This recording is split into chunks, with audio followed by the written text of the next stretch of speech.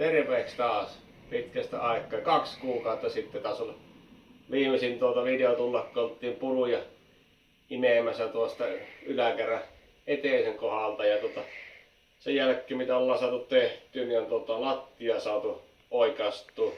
Lattialaudat on laitettu lattialämmitystä varten. Lämmityspellit tulla, vesiketon lattialämmitys, mutta nyt vielä ennen kuin purut ei vielä tullut, niin halusin näyttää, kun tehtiin aukko, niin otettiin sivu-ullakko käyttöön. Ennen oli ollenkaan käytössä ja nyt on otettu käyttöön ja monella on tässä ollut palkki 100 kertaa jotta. Ja sitten mietin, että missä semmoista palkkia saa ja suunnittelijan kanssa juttelin, niin päädyttiin tämmössä 50 kertaa 150 ja 2 olla vierekkäin laitettu. Ja täällä sitten kun tolpat jäi täältä pois, että no palkki on näiden varassa, se on selvä, että kun otettiin pois, niin on korvattu nämä lisää puilla, mutta mullekin mikä oli yllätys oli, niin lattia pitikin vahvistaa. Eli täällä menee nämä juoksut, eli seinä ulkoreunassa on kantava kohta ja samoin, että se talon keskellä on kantava. Ja tänne piti laittaa tämmöiset lisää palkit, eli tää tuli leveämpi aukko, niin täälläkin on nyt, se väärin muistin, niin 50 kertaa 170 on tämä 200 se palaki molemmin puoli, koska tää tuli leveämpi aukko, kun se lähti niinku 2 tolppaa pois. Mutta sitten taas tässä on esimerkki. Tässä otettiin vain 1 tolppa pois. Niin nyt kun se paino tulee tänne, niin tää tolppa niin kun tästä siirtyy tähän.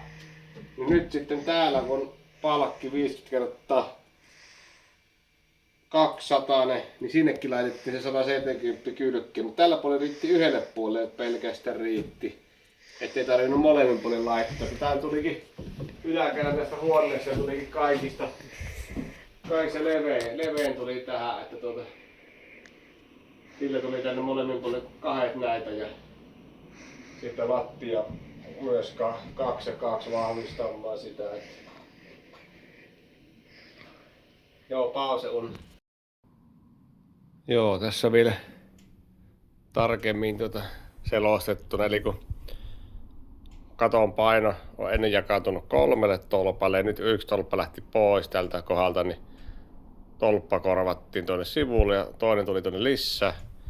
Ja nyt kun se paino tulee tässä tänne sitten alapalkille, niin nyt kun tämä keskimmäinen ei kannakka samalla tavalla, niin näihin reunoihin on laitettu lisäksi ne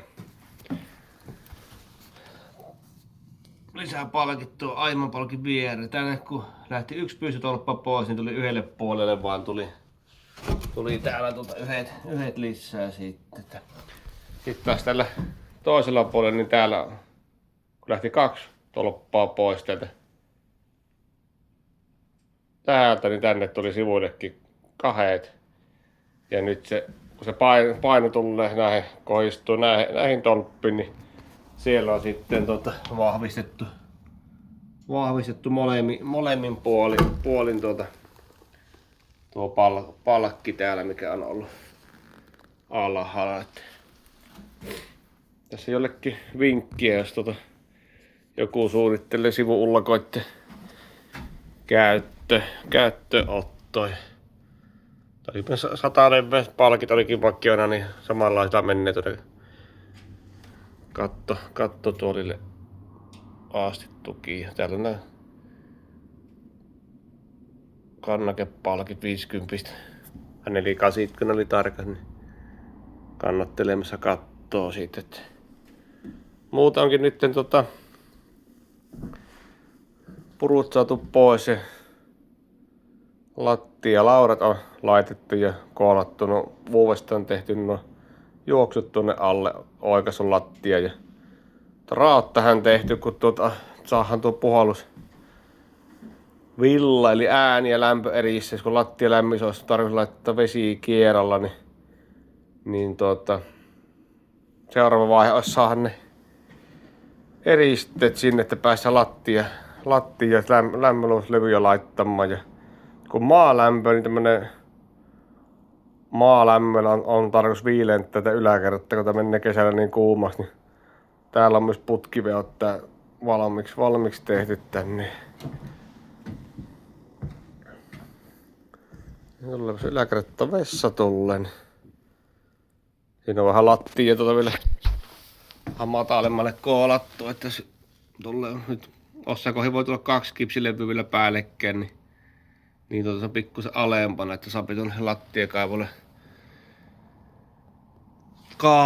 kaadon tehtyä sitten. Täällä on vessanpytty, tää tullaan seinä ja täällä sitten alakerrassa on se tekninen tila, niin tänne yläkertaan tulee pieni nurkka sitten, että täällä on viemäri tulee, niin se tommonen huoltotulppa jätetty ja täältä on tarkoitus tulla tuossa reistä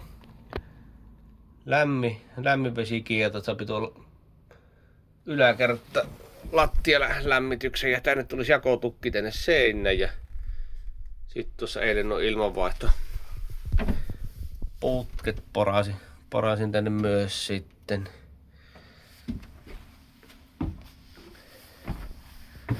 Tähän katto on ollut vähän hankala tehdä, kun lattia vähän tommonen harva oloinen, niin olitko sä sitä lattia vähän tehty eteenpäin, niin vähän mukavista kattoakin tehdä sitten.